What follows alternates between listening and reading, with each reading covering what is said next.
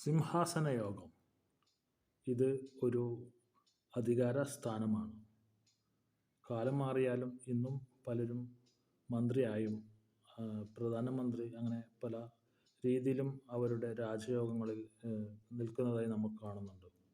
അതുപോലെ തന്നെ ഈ സിംഹാസന പ്രാപ്തി എങ്ങനെയാണ് ഒരാൾക്ക് വന്നു ചേരുന്നത് ജാതകത്തിലൂടെ എന്ന് നോക്കാം.